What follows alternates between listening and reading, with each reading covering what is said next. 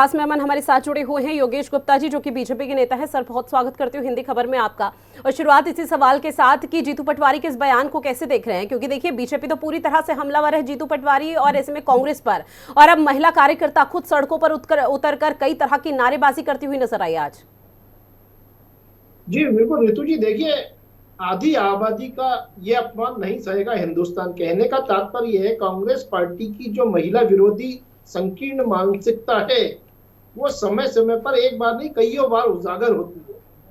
जीतू पटवारी जी एक राष्ट्रीय पार्टी के प्रदेश अध्यक्ष हैं और उस नाते इतनी अशोभनीय भाषा का प्रयोग ये बेहद निंदनीय ही नहीं बल्कि शोभनीय प्रश्न है, क्योंकि जीतू पटवारी ने ये दूसरी बार इस प्रकार का बयान दिया। ड्यूरिंग दी विधानसभा इलेक्शन भी उन्होंने बोला था कि महिलाएं माता बहनें वोट डालने जाती हैं, पैसे लेती हैं और खीसे में रख लेती हैं। वो भी बयान बहुत आपत्तिजनक था और उसके बाद भी उन्होंने यू टर्न लेकर इसी प्रकार मां बहनों से माफी मांगी थी। इन्हीं के जो वयोवृद्ध नेता है दिग्विजय सिंह जी, वो महिलाओं को आइटम कहते हैं, टंचमाल कहते हैं। कमलनाथ जी ने इमरती जी के बारे में ही विधानसभा चुनावों के समय आइटम शब्द का प्रयोग किया था। इन्हीं की जो यूथ कांग्रेस प्रेसिडेंट है श्रीनिवास तिवारी, उनके खिलाफ एक यूथ कांग्रेस की जो पदाधिकारी थी अंकिता दत्ता जी, जो वहीं आसाम के गगोई जी की पुत्री थी, उन्होंने भी गंभीर यौन शोषण के आरोप उनके विरुद्ध एफआईआर दर्ज कराई है। 2 दिन पहले राधिका खेरा जी छत्तीसगढ़ में आहत हुई हैं। तो ये तमाम सरला मिश्रा, नैना सहानी, ये तंदूर कांड जो बिल्कुल सर, देखिए कोई पहली दफा इस तरह का बयान ना सिर्फ जीतू पटवारी कांग्रेस खेमे से किसी महिला को लेकर सामने आया, बल्कि इमरती देवी को लेकर कमलनाथ, जिस तरह से आपने जिक्र किया, मध्य प्रदेश के पूर्व मुख्यमंत्री भी यहाँ पर कई तरह की टिप्पणी पहले कर चुके हैं जो कि काफी विवादास्पद रही है। लेकिन जीतू पटवारी की तरफ से कहा जा रहा है सर कि उन्होंने माफी मांग ली है, तो क्या बीजेपी ने माफ कर दिया उन्हें? नहीं, बीजेपी से माफी मांगने एक अलग बात है। बीजेपी क्यों माफी मांगेगी, माफ कर देगी? इस प्रकार के जो आप निंदनीय कृत्य करोगे और माँ बहन जो हमारी आधी आबादी है उनसे वोट पाने की अपेक्षा भी रखोगे, तो आपको माफी मांगनी चाहिए इमरती जी से जाकर। इन्हीं के राष्ट्रीय प्रवक्ता ने अभी इलेक्शन के दौरान बोला कि हम जो सुरजेवाला जी हैं कि हम एमपी एमएलए किस लिए चुनते हैं, क्या उनको चाटने के लिए? मतलब हमारी जो वरिष्ठ सांसद है हेमा जी को कोट करते हुए उन्होंने ये बात कही थी। जब कंगना रनौत जी की जब टिकट हुई तो उनके बारे में इन्हीं की एक और राष्ट्रीय प्रवक्ता है जो स्वयं महिला नेत्री होते हुए महिला के बारे में कितने आपत्तिजनक बयान उन्होंने दिए, सुप्रिया श्रीवास्तव ने। तो कांग्रेस पार्टी का जो एआईसीसी का संगठन है उनको निश्चित रूप से कोई कड़ी कार्रवाई इस प्रकार के बयान वीरों के ऊपर करना चाहिए। क्योंकि इस पार्टी की जो अध्यक्षा रही है वर्षों तक सोनिया जी रही है, महिला रही है। प्रियंका जी कहती है लड़की हूँ, लड़ सकती हूँ। तो क्या स्टैंड लेती है कांग्रेस पार्टी? सोनिया जी क्या स्टैंड लेती है? प्रियंका जी क्या स्टैंड लेती है? एक बड़ा सवाल खड़ा होता है और निश्चित रूप से ये चुनाव का समय है, एक बड़ा मुद्दा है। बिल्कुल बड़ा मुद्दा है और ऐसे में कांग्रेस ये लगातार कहती हुई नजर आ रही है कि बीजेपी इस मुद्दे को बेवजह तूल दे रही है, बेवजह इस मुद्दे को भुनाने की कोशिश कर रही है। लेकिन सर सवाल आपसे ये कि बीजेपी अब आगे क्या करेगी, अगला कदम बीजेपी का क्या होने वाला है? नहीं, बीजेपी ने आज भी तमाम जिलों में जितने भी मध्य प्रदेश के जिले हैं वहां पर हमारी जो महिला नेत्री है उनके माध्यम से प्रेस कॉन्फ्रेंस के माध्यम से बाकायदा जीतू पटवारी जी के इस बयान की न केवल निंदा करी है बल्कि उनको पद मुक्त करने की मांग एआईसीसी से की है।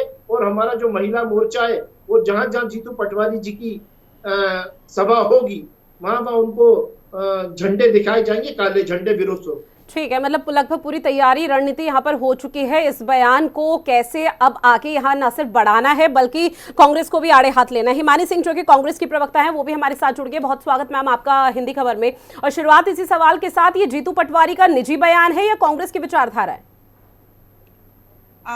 वैसे तो अगर मैं ये कहूँ कि उनका निजी बयान है तो भी आप और हम महिला होने के नाते इसके बारे में ऐसा नहीं कह सकते। लेकिन सबसे बड़ी बात यह है कि उन्होंने बयान देने के कुछ ही समय बाद इसको लेकर अपनी माफी मांग ली कि मेरा। लेकिन मैम आपको लगता है जब तीर कमान से निकल चुका है, उसके बाद जब सामने वाला घायल हो चुका है, उसके बाद माफी यहाँ मांगी जा रही है, तो क्या उस माफी को एक्सेप्ट किया जाएगा? जी बिल्कुल एक्सेप्ट, तो मुझे मालूम है कि सामने वाली जो पार्टी है उसकी विचारधारा क्या है। जब हस्तिनापुर से सोनाली ठाकुर को टिकट मिला था तब उन लोगों ने किस तरह के बयान दिए थे, प्रियंका जी के ऊपर किस तरह के बयान दिए गए थे, बिसाहुलाल साहू ने राजपूत महिलाओं पर जिस तरह के बयान दिए थे, उसके बाद उन लोगों ने कभी माफी नहीं मांगी। सोनिया जी के बारे में क्या क्या बातें कही गई, उनको मैं इस चैनल पर सार्वजनिक रूप से और एक महिला होने के नाते उन शब्दों का प्रयोग भी नहीं कर सकती। आप खुद समझ सकती हैं जिन शब्दों से सोनिया जी के बारे में बात कही जाती है, और इन्होंने कभी उन चीजों के लिए माफी नहीं मांगी। तो माफी ये लोग इन लोगों से माफी मांगने का कोई सवाल ही नहीं होता। जो बात इमरती देवी जी के लिए कही गई थी उसके लिए जीतू पटवारी जी ने इमरती देवी जी से माफी मांगी है, और कहते हैं कि माफी मांगने से ज्यादा माफी कर देने वाला बड़ा होता है। लेकिन तो आपको क्या लग रहा है माफ कर देने वाला बड़ा होता है? माफ कर देने वाला क्या इतना बड़ा है कि वो इतनी आसानी से जीतू पटवारी को माफ कर देगा या कांग्रेस को माफ कर देगा? क्योंकि देखिए बीजेपी की जो महिला कार्यकर्ता है वो तो पूरी तरह से सड़कों पर उतर चुकी है, वो नाराजगी व्यक्त कर रही है और सीधे तौर पर कह रही है कि एफआईआर दर्ज होगी इस पूरे मामले पर।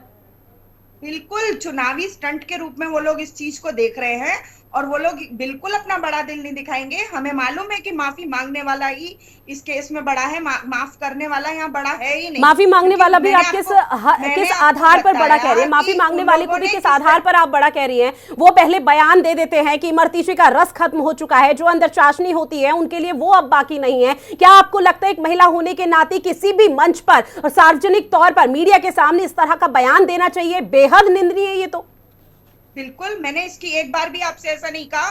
सबसे पहली लाइन मैंने यही बोली कि महिला होने के नाते हम इसको उनका व्यक्तिगत वो भी नहीं मानेंगे और हम सभी इसके बारे में बात करेंगे। लेकिन क्योंकि उन्होंने कुछ ही पल में इसको लेके माफी मांग ली, तो अब इसके बारे में चर्चा करने की कोई बात नहीं रह जाती। लेकिन मैं, हाँ, आपने पूछा कि क्या माफ करने वाला बड़ा होगा, मैं बिल्कुल कह रही हूँ कि माफ करने वाले बड़े हैं ही नहीं, क्योंकि उन्होंने जब किया, मैंने अभी आपको नाम सहित गिनाया। अगर आप देखें कि किस तरह के पॉर्न वीडियोस इन बीजेपी के नेताओं के वायरल हुए हैं। हनी ट्रैप केस भी किसी से छुपा हुआ नहीं है, लेकिन कभी इन लोगों ने माफी नहीं मांगी। तो मैं ये बिल्कुल मानती हूँ कि ये लोग बड़े हैं ही नहीं, ये इसको पूरी तरह से चुनावी स्टंट बनाने की कोशिश करेंगे, मुद्दा बनाएंगे और प्रदेश में बिना बात हो हल्ला करेंगे। ठीक है, एक बात, एक रिएक्शन और उसके बाद योगेश गुप्ता जी का मैं रुख करूंगी। सवाल ये है कि अगर इस तरह की बयानबाजी बीजेपी खेमे से किसी कांग्रेस महिला कार्यकर्ता नेता के लिए दी हुई होती तो क्या कांग्रेस इतनी आसानी से माफ कर देती? बिल्कुल, हमें तो आदत है इन लोगों की इस तरह की बयानबाजी की, लेकिन हमें माफी की इन लोगों से कभी आदत नहीं है। ठीक है, योगेश गुप्ता जी जवाब दीजिए। अगर यही बयानबाजी आप लोगों के खेमे से आई होती, सर, आपको बहुत आसानी से माफ कर दिया जाता, तो आप लोग क्यों इस तरह की बातों को लगातार मुद्दा भुनाने की कोशिश कर रहे हैं? देखिए ऋतु जी, माँ बहन बेटी का ये कोई साधारण सी बात नहीं। मैं व्यक्तिगत तौर पर ये मानता हूँ कि किसी भी दल के व्यक्ति को इस प्रकार की गैर जरूरी, क्योंकि बिल्कुल भी जरूरत नहीं थी उस बयान की, गैर जरूरी बयानबाजी से बचना चाहिए। माँ बहन बेटी का एक सम्मान होता है और वो हमारा अभिमान होता है, और उनके मान सम्मान के साथ खेलने का हक किसी को भी नहीं है, किसी भी पार्टी का कोई व्यक्ति क्यों ना हो। मैं स्पष्ट तौर पर इस बात से सहमत नहीं हूँ। रही बात जीतू पटवारी जी की, तो इन्होंने कल शाम को वो बयान दिया था, और जो बयान देते समय आप इनका वीडियो देखेंगे तो जो कुटिल मुस्कुराहट इनके चेहरे पे थी और बिल्कुल एक तंज कसते हुए इन्होंने ये बात कही थी कि चाशनी और रस। तो जीतू पटवारी जी एक राष्ट्रीय पार्टी के प्रदेश अध्यक्ष हैं, आप महिलाओं में क्या चाशनी और रस ढूंढते हैं? आपको शर्म आनी चाहिए। और जब हो हल्ला हो गया काफी, तब जाके आज उन्होंने अपनी बात का खंडन किया। ठीक है, कांग्रेस को शर्म आ रही है। कांग्रेस के तमाम जो दिग्गज हैं वो खुद इस बयान की कहीं ना कहीं निंदनीय करते हुए नजर आ रहे हैं, लेकिन ऐसे में आपने भी हिमानी सिंह जी को सुना, उनका सीधे तौर पर कहना कि हम तो चलिए माफी तो मांग रहे हैं, लेकिन आप लोगों की तरफ से प्रियंका गांधी, सोनिया गांधी और तमाम जो महिला कार्यकर्ता या नेत्री हैं उनके लिए कितना भला बुरा कहा गया, आप लोगों की तरफ से थोड़ा सा भी माफी नहीं मांगी गई? नहीं, इस प्रकार का कोई बयान हमारे किसी नेता ने नहीं दिया है, डायरेक्टली किसी को कोट करके तो कतई नहीं।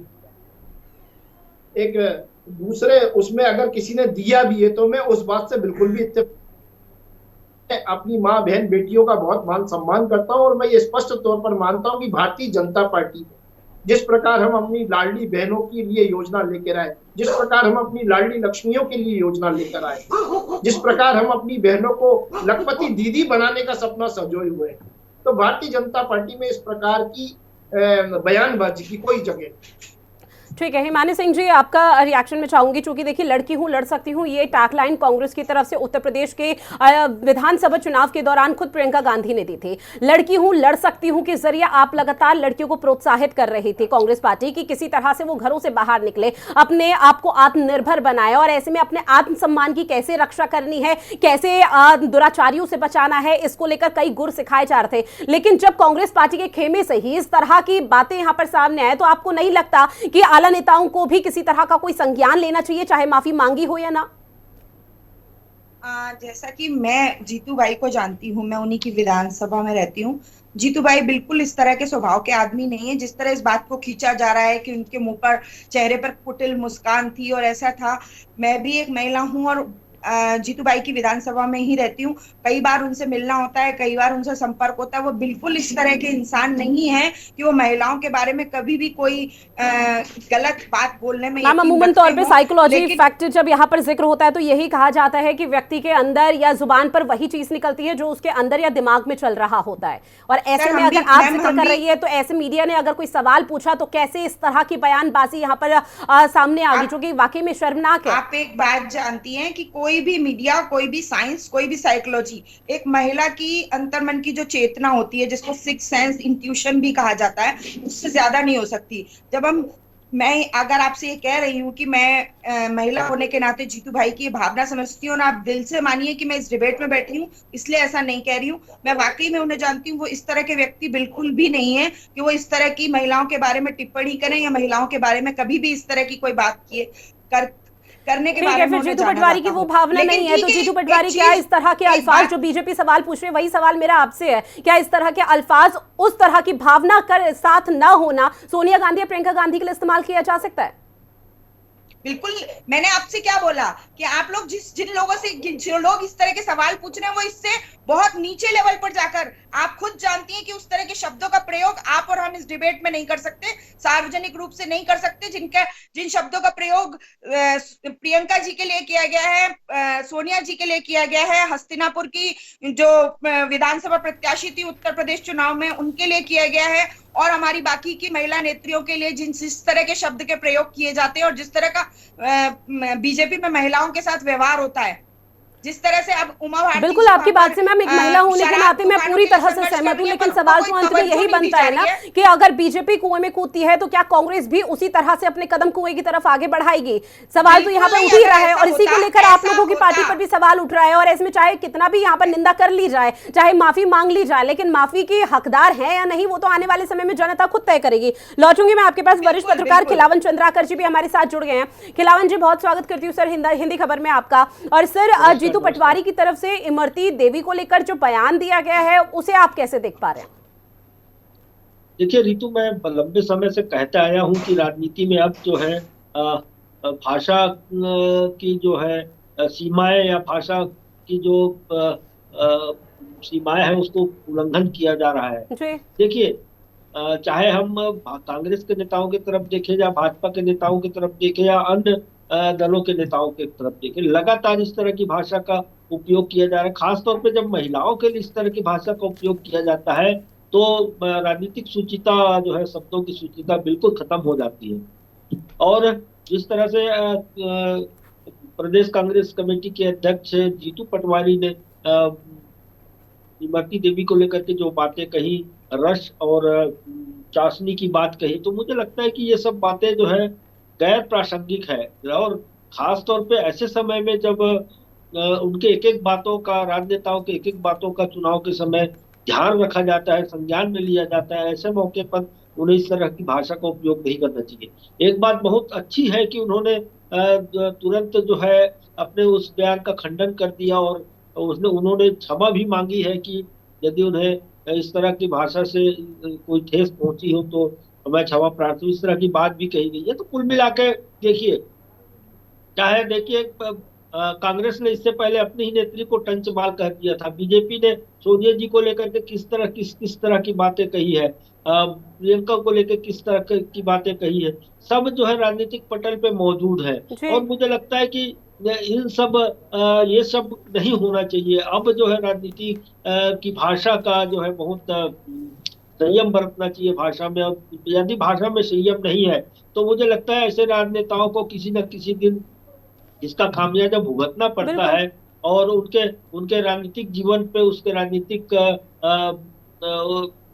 प्रभाव पे जो है असर डालने वाला होता है ऐसे कृत्य। तो मुझे लगता है कि जी आने वाले समय में या अब इस बात का बहुत ध्यान रखा जाना चाहिए राजनेताओं को कि वो भाषा का संयम बहुत ज्यादा बरते। बिल्कुल सर, भाषा और की संयम ऐसा और उसकी मर्यादा को बनाए रखना राजनीति में बेहद जरूरी हो जाता है, और आज के दौर में भी। क्योंकि सर आपने राजनीति में शुचिता का जिक्र किया, शुचिता तो सर इर्द गिर्द अगर यहाँ पर देखा भी जाए तो शुचिता तो कहीं दूर दूर तक बची नहीं है। सवाल सर एक और आपसे कि राजनीति का इस्तेमाल के जरिए कब तक महिलाओं के कंधों पर बंदूक रखकर चलाया जाएगा, क्योंकि ये कोई पहली दफा तो हुआ नहीं। आपने भी यहाँ पर सियासत को बखूबी देखा हुआ है, चाहे मध्य प्रदेश की राजनीति हो या देश भर की राजनीति हो।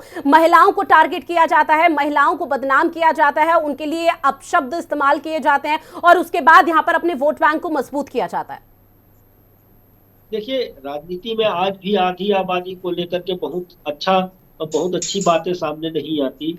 उन्हें जब चाहे तब जो है कटघरे में खड़ा किया जाता है, तो उन पर चारित्रिक रूप से जो है तरह तरह की बातें कही जाती है। यदि एक महिला घर से निकलकर राजनीति के मैदान में आती है, लोगों के बीच जाती है, तो उससे लेकर के तरह तरह की बातें कही जाती है।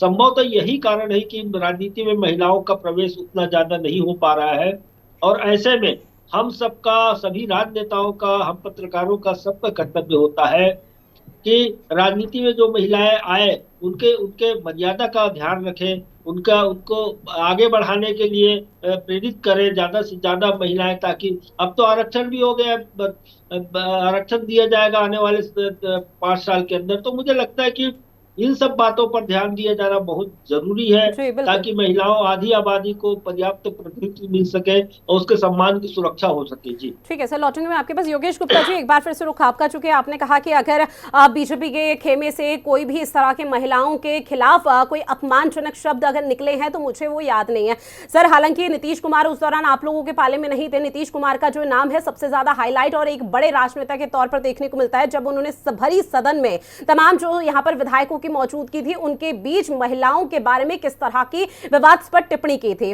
और ऐसे में आज उन्होंने आप लोगों ने उन्हें अपनी पार्टी में यहाँ पर गठबंधन कर लिया है। नहीं, देखिए, नीतीश कुमार जी ने तो इंडी गठबंधन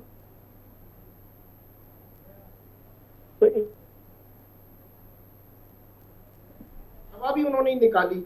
तो राजनीति में ये गठबंधन की जो राजनीति है, ये बिल्कुल सर, गठबंधन तो राजनीति में चलता रहता है, लेकिन सवाल यही ना कि नीतीश कुमार ने तो किस तरह, नीतीश कुमार ने तो और वाहियात टिप्पणी की थी महिलाओं के प्रति, और उन्होंने, आप लोगों ने उनके साथ हाथ मिला लिया, और हाथ मिलाने के बाद आप कह रहे हैं तब माफी, आपको नहीं लगता कि उस दौरान माफी मांगनी चाहिए थी? जो विचारधारा यहाँ पर जेडीयू की थी उसी विचारधारा के साथ लोग ये देख रहे होंगे कि अब एनडीए में यहाँ पर जेडीयू पार्टी आ गई है, बीजेपी के साथ गठबंधन है, तो शायद बीजेपी की विचारधारा भी वैसी हो गई होगी। नहीं, बिल्कुल। अगर नीतीश कुमार जी ने इस प्रकार का कोई बयान दिया है तो भारतीय जनता पार्टी उससे इत्तेफाक नहीं रखती है, और उनको माफी मांगना चाहिए। माँ बहन बेटी का मान सम्मान हर जगह, हमारे घर में भी है, राजनीति में भी है, और कॉर्पोरेट सेक्टर में भी है, और उसको बरकरार रखने के लिए हम लोगों को ही आगे आना चाहिए। तो अगर हम ही अपनी जुबान फिसलने के नाम पर इस प्रकार की बयानबाजी से उनको रोज अपमानित करेंगे तो ये कहीं से भी उचित नहीं है। जो कर्नाटक के सिद्धरामैया होते थे कांग्रेस के मुख्यमंत्री, उन्होंने भरी सभा में एक महिला की चुनरी खींच दी थी।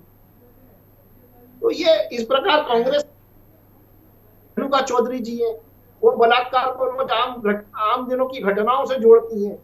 तो कांग्रेस पार्टी की जो संकीर्ण मानसिकता है महिला विरोधी, वो समय समय पर निकल कर आती है। हिमानी जी ने बताया कि मैं जीतू पटवारी जी के पास में ही रहती हूँ और उनको भली भांति जानती हूँ।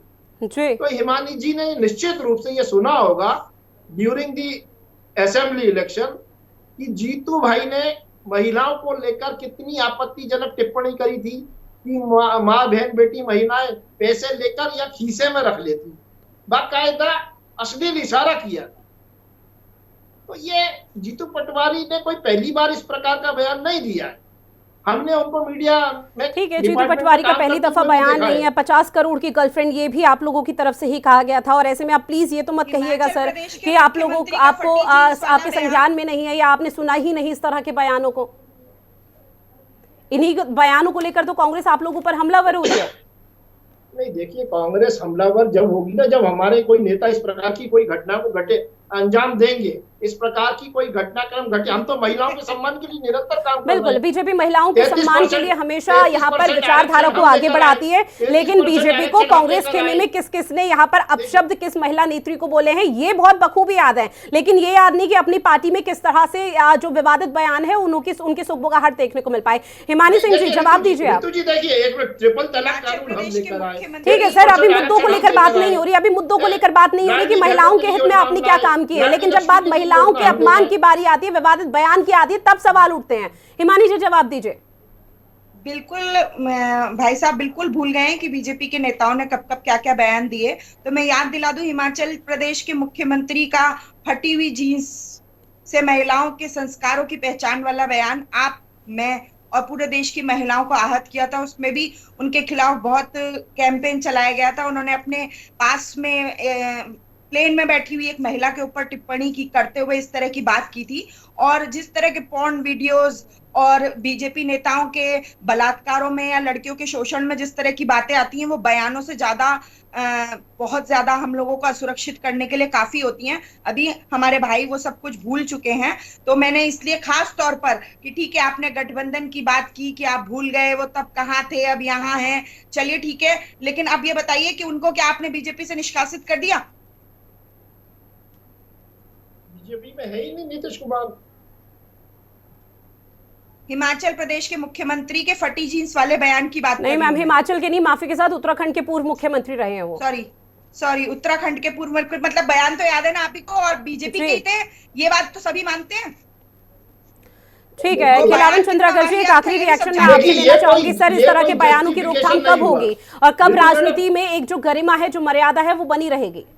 ये मुझे लगता है कि जब तक सभी राजनेता चाहे किसी भी दल के हो, वो ये संकल्प शक्ति उनमें होनी चाहिए कि महिला एक आधी आबादी का सम्मान हमें करना है, तभी इस बात की, इस तरह की बातें रुक सकती है। यदि हम सिर्फ उपयोग की वस्तु समझकर महिलाओं को लेकर के उनकी बातें करें, उनको उन पर टिप्पणी करें, तो मुझे लगता है कि आने वाले समय में बिल्कुल एक तरफ आधी आबादी को साधने की कोशिश की जा रही है, अपने जनाधार को मजबूत करने के लिए तमाम राजनीतिक पार्टी मैदान में कूदी हुई है, और दूसरी तरफ आधी आबादी को ही इस तरह से लांछन और लज्जित किया जा रहा है। ये वाकई में बेहद शर्मनाक राजनीति में हो जाता है। बहरहाल आप सभी मेहमान हमारे साथ जुड़े, इस महत्वपूर्ण विषय पर चर्चा की है, उसके लिए आप सभी का बहुत शुक्रिया। और हमारी खास पेशकश में फिलहाल के लिए इतना ही, मुझे दीजिए इजाजत, नमस्कार।